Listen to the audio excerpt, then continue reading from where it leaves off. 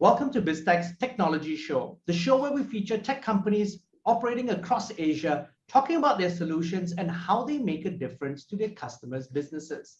Today, we speak to Peter Eckert, co-founder and chief experience officer at projekt202. Now, welcome to the show, Peter. Thanks for having me. Now, Peter, for a start, give us an overview of projekt202, your history, and also that very unusual name. Yes, I do my best. projekt202 was founded in 2003, and it is our belief that technology is ever evolving, and therefore we thought it will be a never-ending project for us. And so we chose the name Project as the company name, and then 202 stands for two and two friends coming together to get the company off the ground. Our services are all about customer experience definition, customer experience design and development, and customer experience go-to-market services. When did you decide and why did you decide to come to Asia? Because you've set up an office first in Colombia, your first one out of the US. Yes, so about 3 years ago, we were operating predominantly in North America and just started expanding. We just had acquired a small group inside the east part of the US. And we started getting requests from this region to help creating better experiences for some large companies. And so we were trying to deliver on our services promise from the US, which it became quickly clear that it's very difficult to do this over a time gap of 12 hours. So we decided to invest and double down and go to this region. And I'm kind of spearheading that movement for us. Okay, and give us some insights into your scope of products and services or that you offer in Asia. Well, our service offering is kind of end-to-end if the businesses that we're engaging with have a larger customer experience challenge. Most businesses that come to us, they have some problem identified in any of their customer experiences or in their larger strategy for their customers. And in that end-to-end kind of scenario, we do everything from understanding what the core problem is and what the core customer needs are, and then designing and creating new innovation, build it. So we do the actual building of these products and then help go to market with it. So that service offering is the same anywhere we go because it's a people business. All we do is like imagine new things, build new things, and we can do this pretty much in any city on the planet if we want to. Okay, and I'm going to come back to you a little bit about that, but which are the customer segments that you actually service and who are your key clients currently? So we have 250 projects at any given time where we're trying to address some customer experience problems. We are basically in every industry. And the reason for this is the problem statement around customer experience is so brand new. It's maybe only 15, 20 years old. It didn't exist before then. The problem statement is so new that many of these larger organizations struggle to curate all their experiences throughout the whole business. So think about a big company that has retail environments, that has online services, that has like mobile apps. These are all experience touch points for the exactly same customer. Yet these businesses treat them as separate things. So it's disconnected and disjointed. So whenever we have an experience that doesn't seem seamless, that's when we come in and help addressing those things and kind of bridge the gap. And Peter, so this is not something which is a US problem. This is a global issue. Customer experience and user experience, or what techies call CX and UX, are basically things which are neglected and have been neglected for a long time. Why is that? Companies are willing to spend lots of money on the deep tech, but on the front end user experience, which is where you engage your customers, they tend to shy away from that. Yeah, so there's like two major things about this what you're just describing. So number one is it's misunderstood what CX or UX actually is. It's seen as this visual improvement of things, or a little bit of magic sprinkled on top, some sizzle and coolness factor. It's completely misunderstood what this domain can provide for you as a business, and how it enables you to have better innovation, how it enables you to run your operations more smoothly, how it avoids having R&D waste, and so the market as a whole doesn't understand it very well because it's so young. The other problem is, for the longest time, technology companies come to these businesses and tell them that they need to invest into technology. And so most organizations start with the idea of technology, then try to adopt the technology within their own business and change the business access to the technology. And then last, they try to force that new paradigm onto the customers, which in our mind is the opposite way of how you should be doing this. You should be first understanding your core customer needs, then you should address what your business can do for those needs and the services you need to provide and the products you need to provide, and then you should choose the technology that will enable those experiences and let those experiences come to life. The problem is that there's many technology companies out there that are trying to still do it the old way, buy technology and the rest will be easy, So then how do you get them to change their mindsets? Because as I said, this is not a problem that has not been identified, and it is a global problem among large companies. So when we started this, like almost 20 years ago, the conversation was very difficult because this was so brand new, and when we base a lot of things in behavioral science of customers, so what they do and how they behave and why they do it, and so nobody really was looking at this at that time. Nowadays, there's shining examples where great experiences have delivered great business results. So companies started to notice. So companies starting to wonder, okay, so what are they doing different than we are doing? Why are they performing better? Why is there a disruptor coming out of nowhere? How is that possible? We also have technology. Why is ours not connecting? And so they're starting to ask these questions, and then that's our entry point to have a conversation, which is all around like, well, do you truly understand your customer?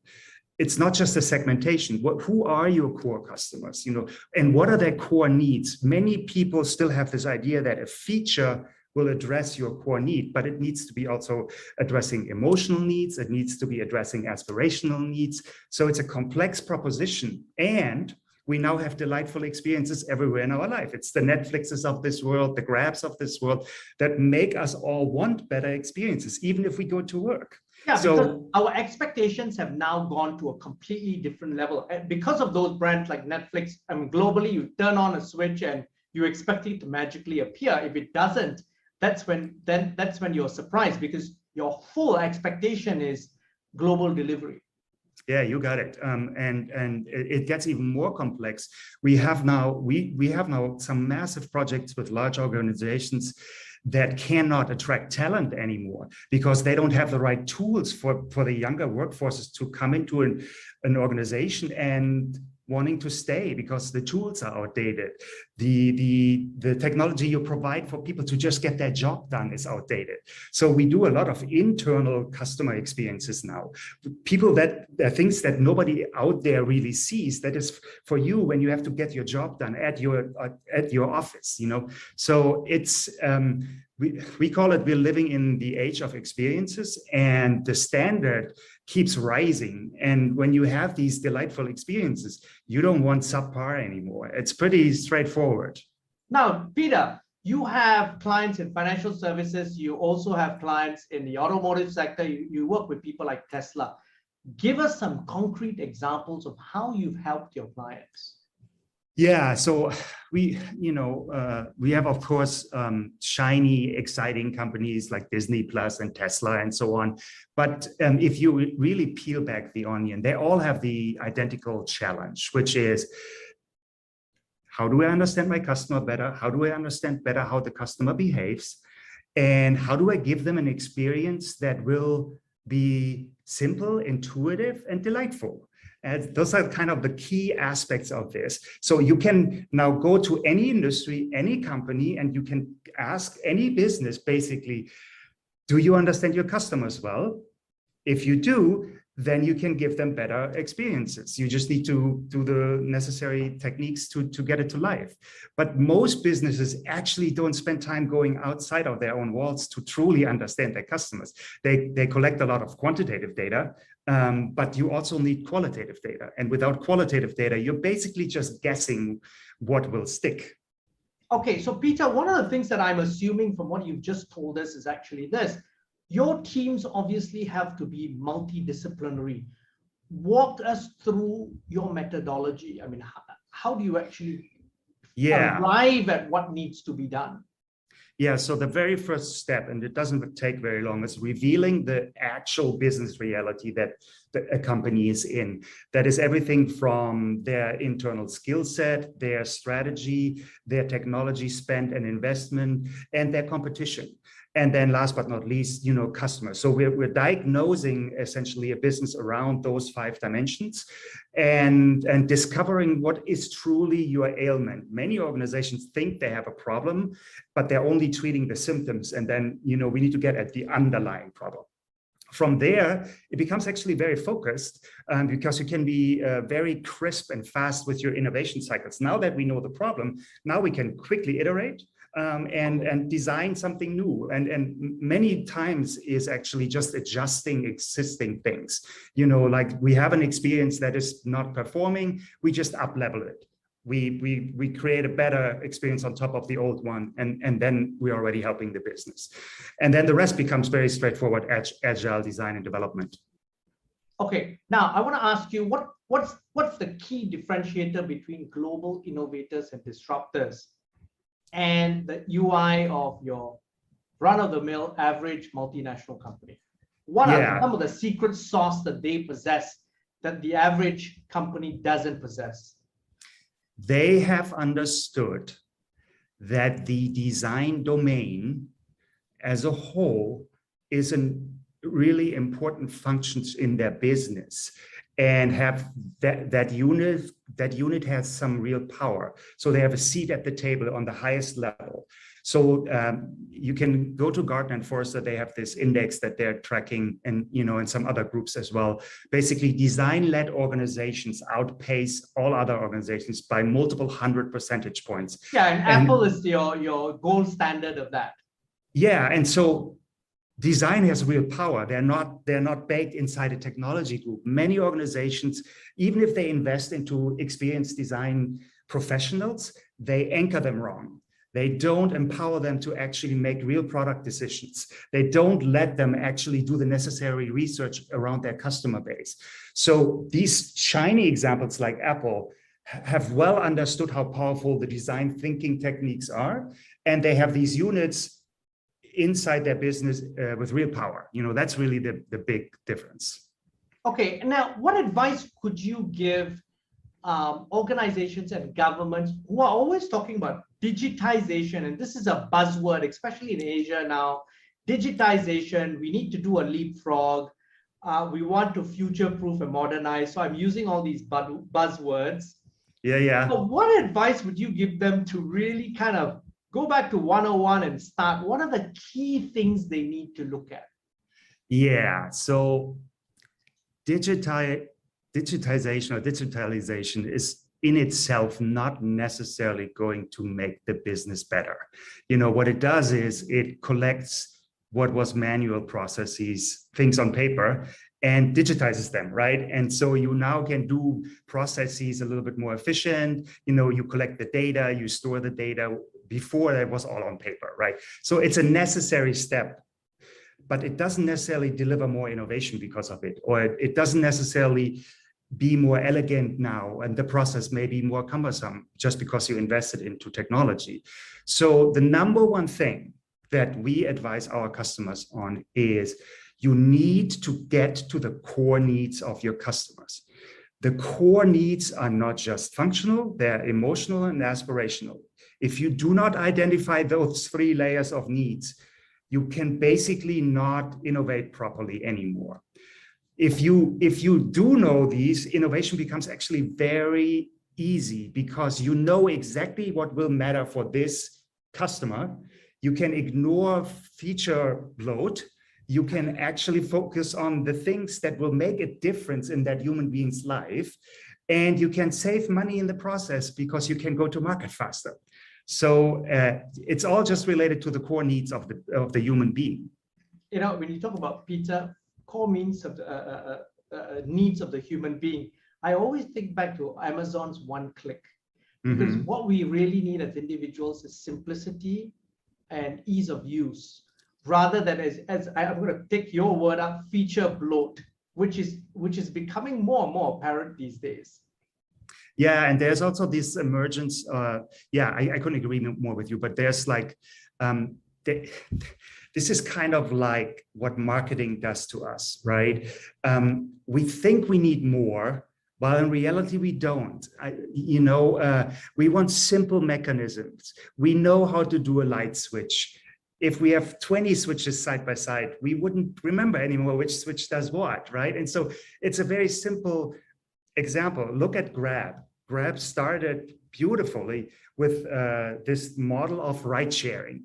Everyone got it. It was super simple to engage. And now Grab wants to do this super app. And people are starting to be confused because you're overloading, we call that cognitive load. You're overloading a human's capacity to actually handle multiple things at the same time. And on top of that, you're interfering with their mental model. I'll give you a super simple example. The ride share button is next to the insurance button. It makes no sense because in our heads, we don't file these things in the same place, right? When we think about insurance, we behave different. When we think about car, we behave different. We are in completely different emotional states depending on this. Buying insurance is completely different than doing a ride.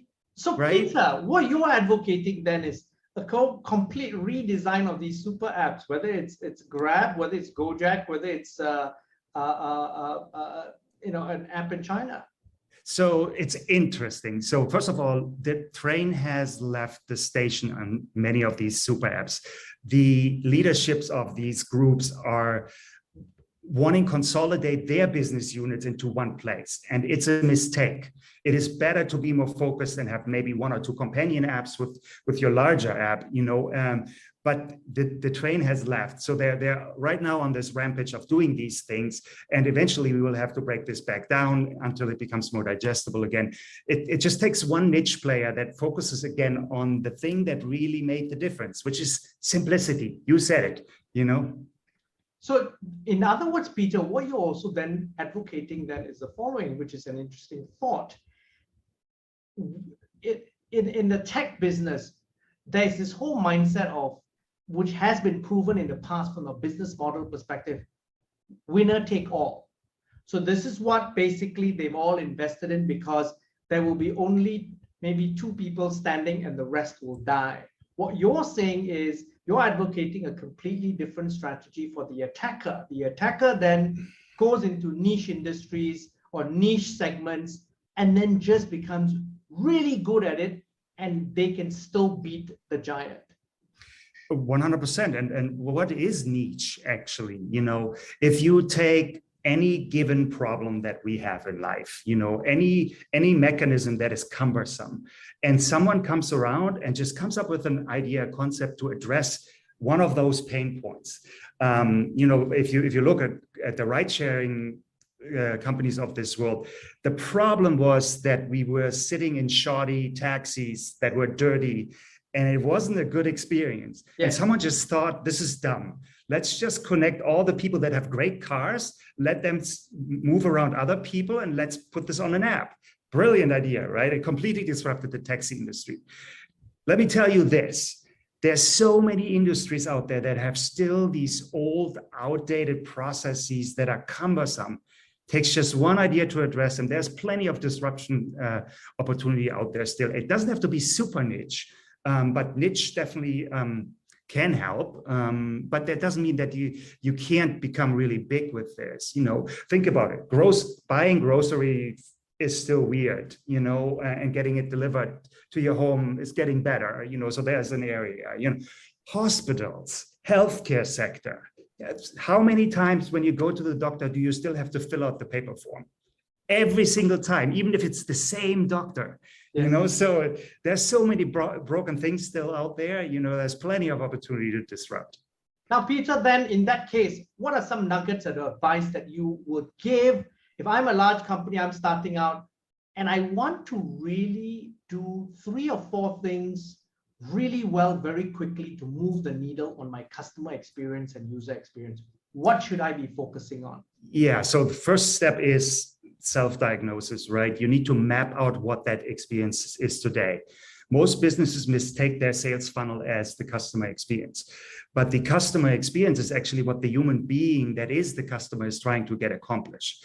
By the time I come to your e-commerce site, I already had an evaluation process in my head. I already looked at things that I might want to buy. So this is the whole experience. So documenting what that experience is quite important, because then you can see what you're doing for the customer experience and where you're falling short. It's really easy understood, right? You can self-diagnose yourself.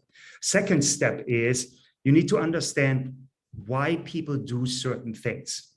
For example, if your business has a losing customer base, you want to understand why that is. So you need to go out and you need to meet those people and try to understand why they didn't buy, why they didn't click that button.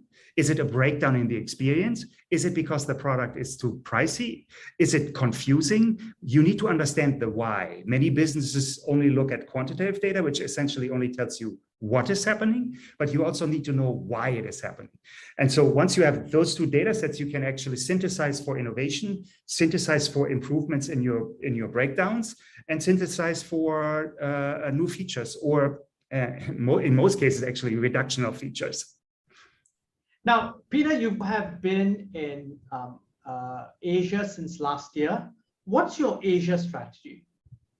Yes, so we just acquired a business and we will have offices in Malaysia, Singapore, Australia, and New Zealand, and we will announce this in a week. And once we have settled in these initial countries, we would like to take our services to most of the countries in the region, because every single country are emerging societies that are avid users of technology. And so there's a lot of need to help these countries to have better experiences. So our expansion is pretty much every country in this region. And the biggest obstacle for us to accomplish this is actually talent. All of these places in this region have an immature educational proposition when it comes to this field. So there's no university that educates UX designers. There's no university that educates experienced researchers. There's no such thing. So we need to help these universities in these countries to develop curriculum, and we need to find promising talent, and we need to help that talent to learn about all the things that are necessary. And there's a lot of techniques, and I'm not sure if you're familiar with the term design thinking, but it's like a framework around using certain techniques to organize the creative process and help a business to innovate with it.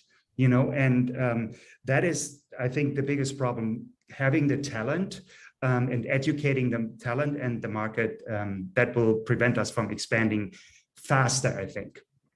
Now, Peter, it's been a fascinating conversation.